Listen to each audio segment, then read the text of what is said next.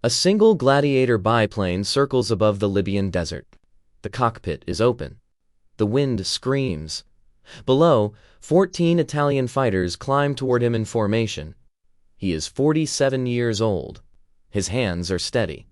Command thinks he should be training recruits, not hunting aircraft. In 6 minutes, the sky will belong to him alone. Spring of 1941. The western desert is a furnace of light and dust. The horizon shivers in waves of heat. RAF squadrons operate from makeshift strips scraped into hardpan, their aircraft baking under canvas that offers no shade.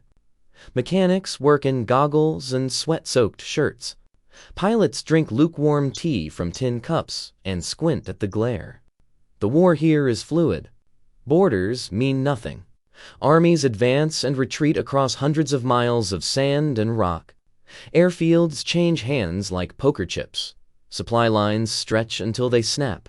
The desert devours machinery. Dust chokes carburetors. Sand scours paint from wings. Engines overheat. Hydraulics fail. Every sortie is a test of endurance as much as courage. At Halfaya Pass, Italian and German forces press eastward. Rommel has not yet arrived, but the Regia Aeronautica owns much of the sky. Their Fiat CR-42 biplanes are nimble and numerous. Their Mach-E monoplanes are fast. British squadrons are outnumbered, often outmaneuvered, and flying aircraft that feel like relics.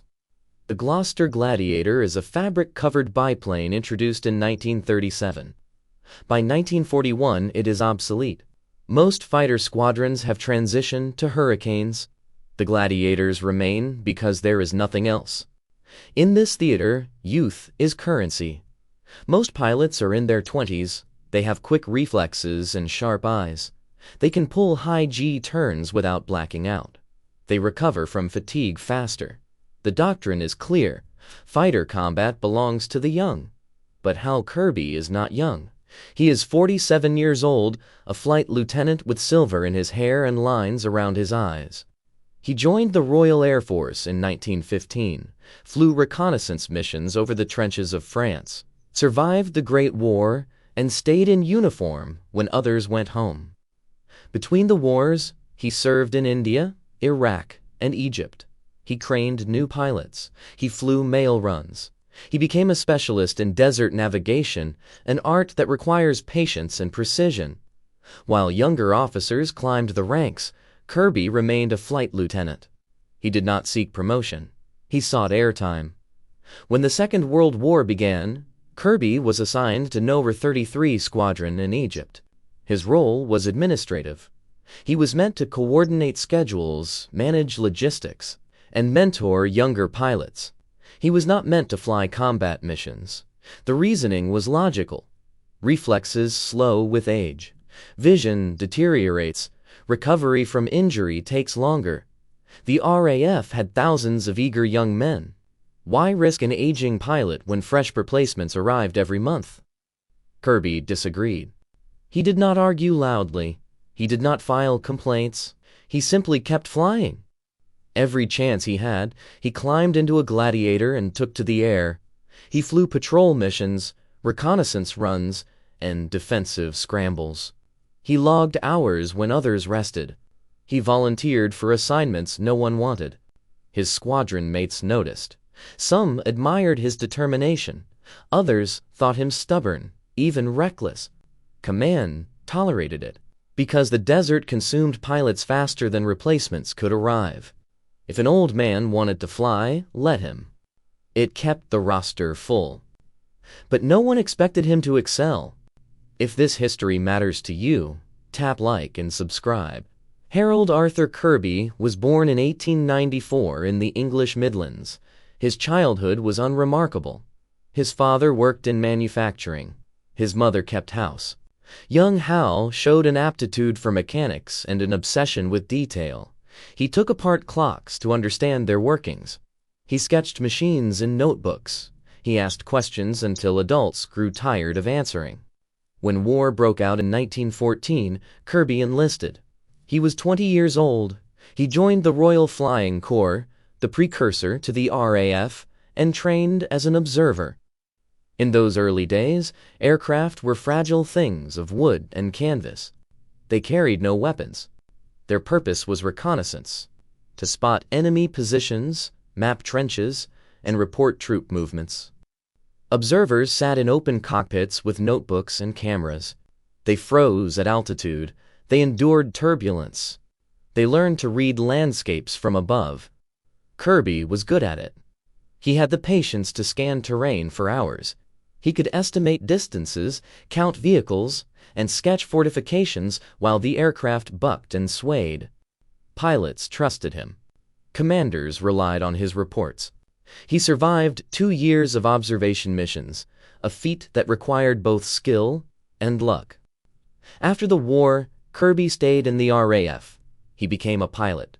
He flew Sopwith Snipes, then Bristol fighters, then a succession of training aircraft. He served in remote postings where combat was rare, but flying was constant. In India, he learned to navigate by terrain features alone. In Iraq, he flew mail and supplies across hundreds of miles of sand. In Egypt, he studied the desert's moods, how heat affected lift, how dust changed visibility, how the sun played tricks on depth perception. He became a meticulous flyer. He checked every control surface before takeoff. He monitored engine temperatures obsessively. He landed with fuel to spare, always. Other pilots called him cautious. Kerby called it survival. By 1941, he had logged thousands of flight hours. He knew how aircraft behaved at the edge of their performance envelopes. He understood how to coax speed from an underpowered engine, how to tighten a turn without stalling, how to judge deflection angles in a gun sight. Experience had made him precise, but precision was not glamour. The young pilots of 33 Squadron were aggressive, instinctive, and fearless. They dove into dogfights with throttles wide open. They took risks Kerby would never take. Some survived, many did not. Kerby watched them burn in and said nothing. He simply kept flying. His commanding officer noted his consistency. Kerby did not score many kills, but he never lost a wingman. He completed every mission assigned. He brought damaged aircraft home when others would have bailed out. He was reliable in a war that rewarded audacity. It was a kind of heroism no one celebrated. In the spring of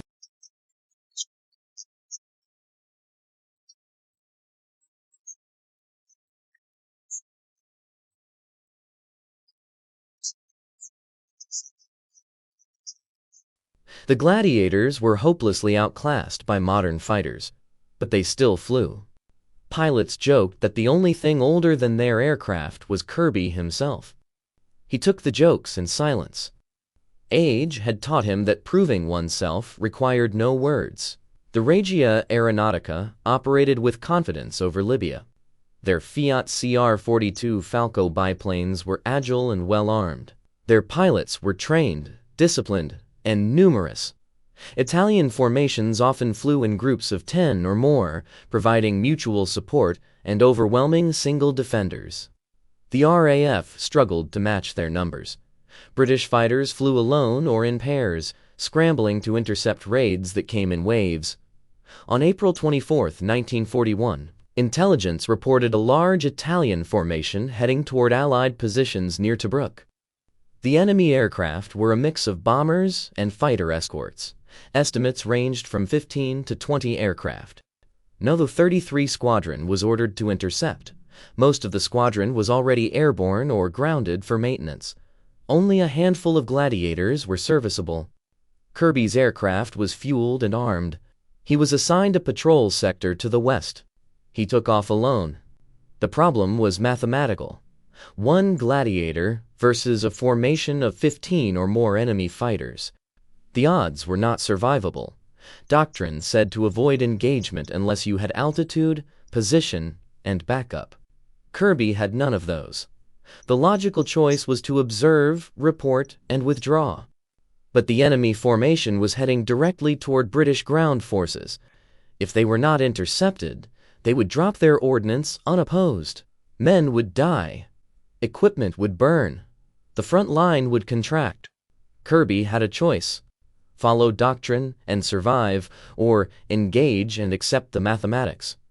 He banked toward the enemy formation. The Gloster Gladiator was a relic. Its maximum speed was barely over 250 miles per hour. It carried 4 303 Browning machine guns, effective only at close range.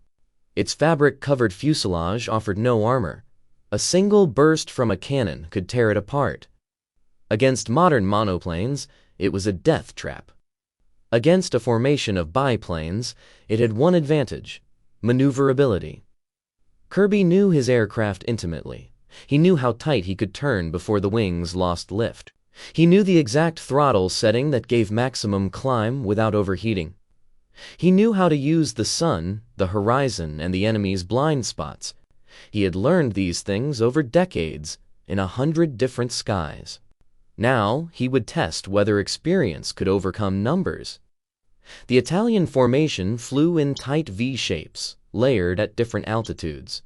The bombers were in the center, surrounded by fighters. The escorts flew lazy S-turns to stay with the slower bombers. They were confident.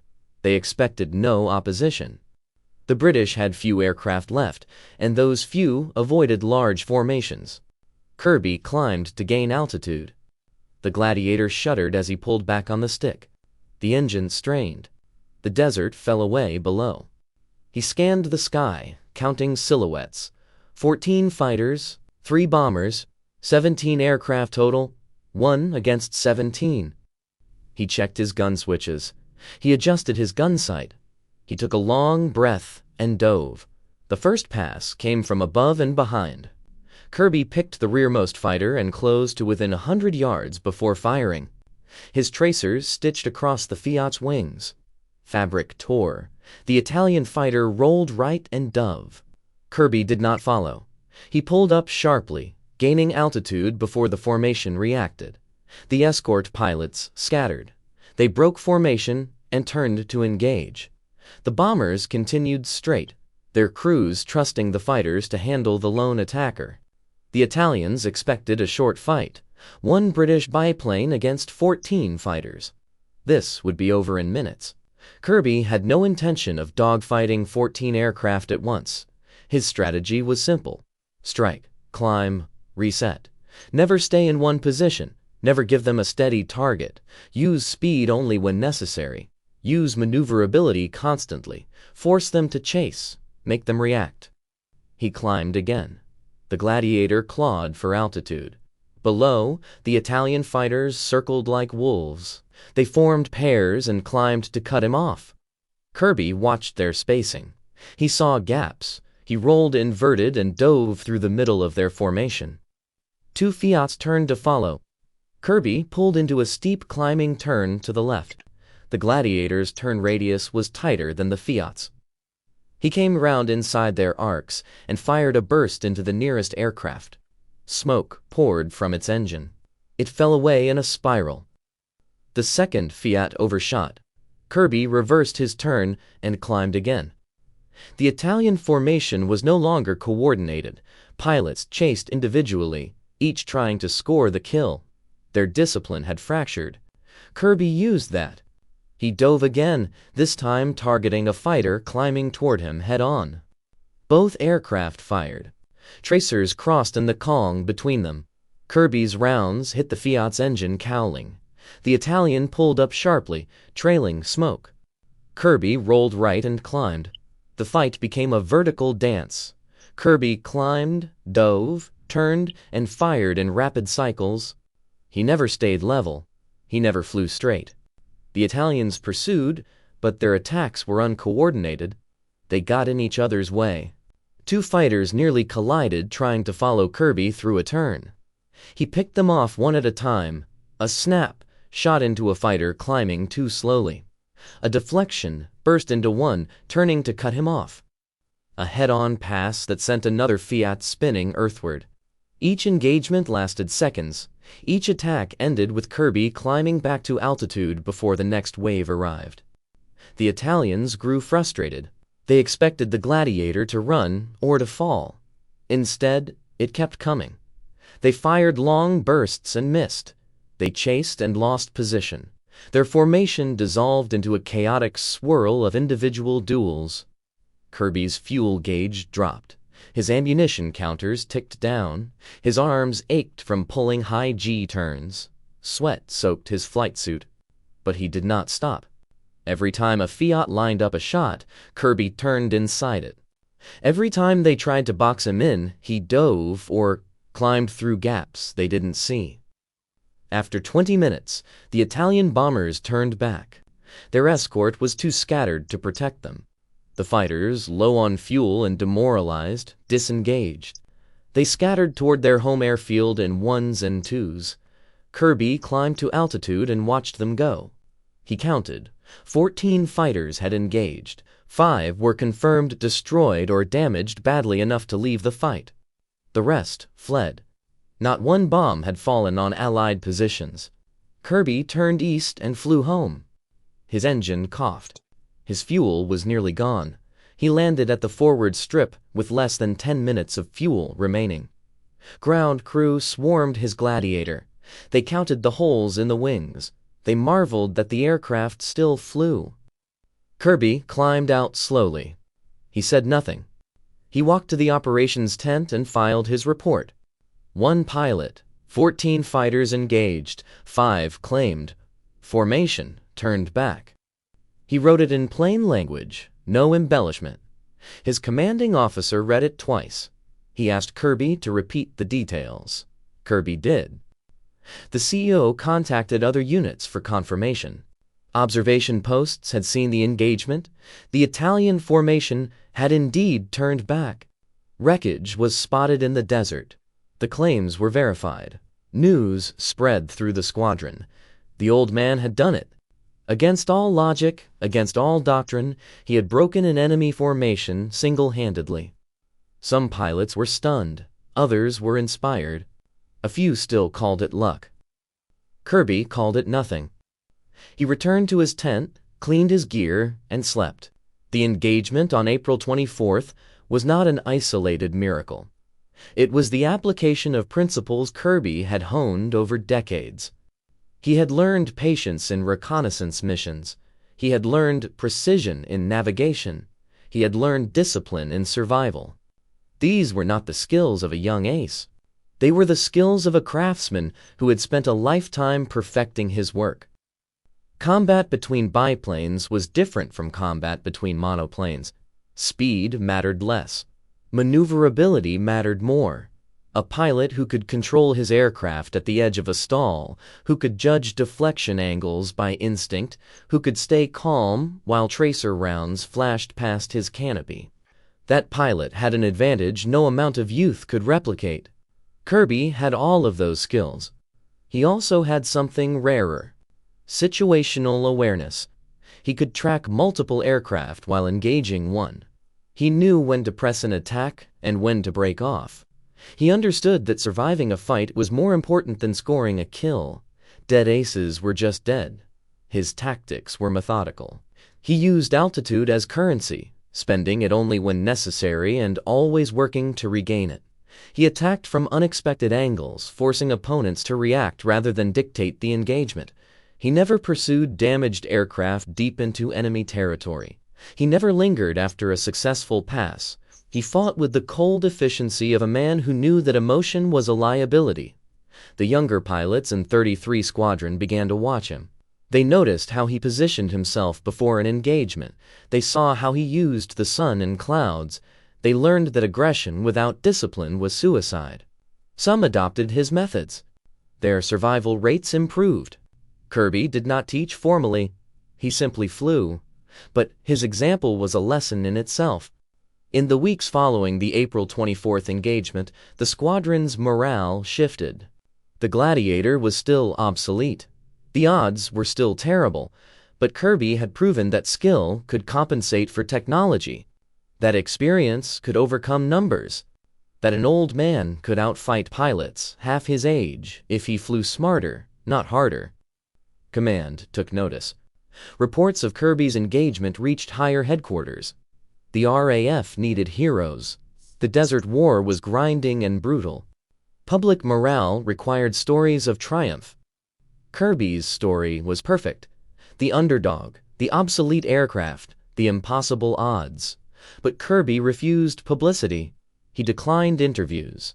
He avoided photographers. He was not interested in medals or commendations. He wanted to fly.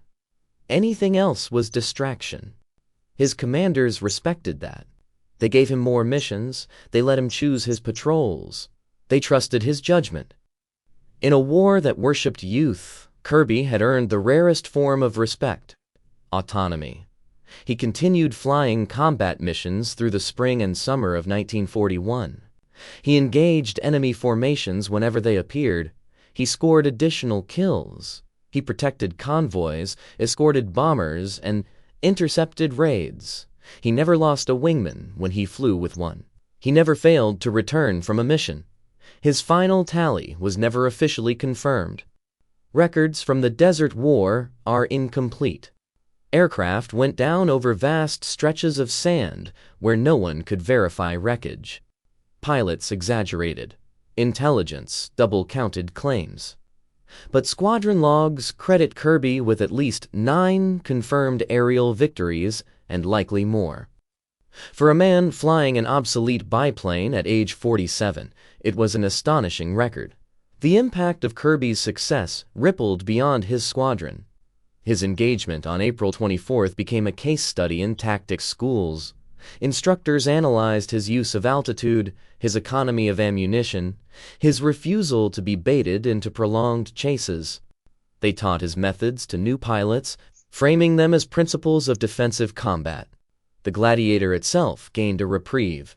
Though obsolete, it remained in service longer than planned.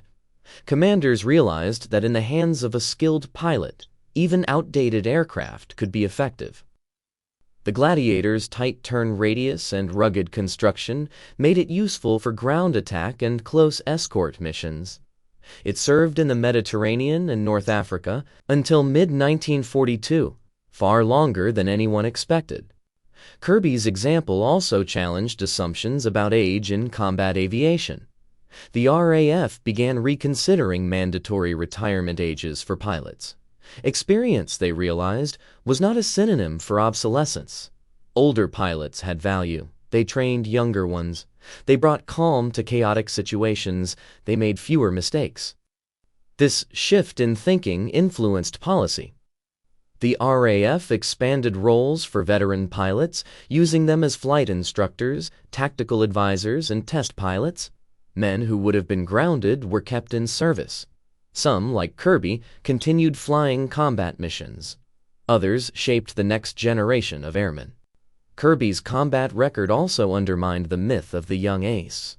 The public loved stories of dashing 20-year-olds downing enemy aircraft in blazing dogfights, but the reality was more complex. Many of the RAF's most effective pilots were older men who flew with discipline rather than bravado. They survived longer. They trained others. They influenced tactics. Their contributions were quieter, but no less vital.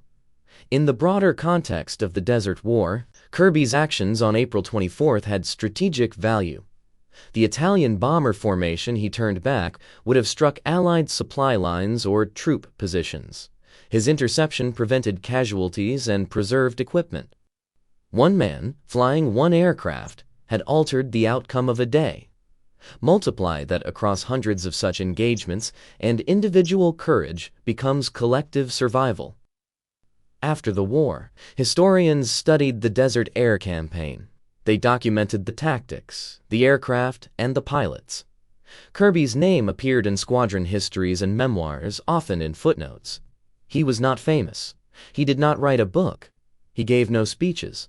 But those who flew with him remembered. They told their own children about the old man who refused to quit, how Kerby survived the war. He flew combat missions in North Africa until late 1941, when he was finally reassigned to training duties in England. He instructed new pilots through 1943, passing on the lessons learned over decades of flight. He retired from the RAF in 1945 with the rank of squadron leader, a quiet promotion that came decades late. He returned to civilian life without ceremony. He lived modestly in a small town in the Midlands. He rarely spoke of the war. When asked, he said only that he had done his job. His neighbors knew him as a polite, reserved man who tended a garden and walked to the post office each morning. Most did not know he had flown combat missions. Fewer still knew what he had accomplished.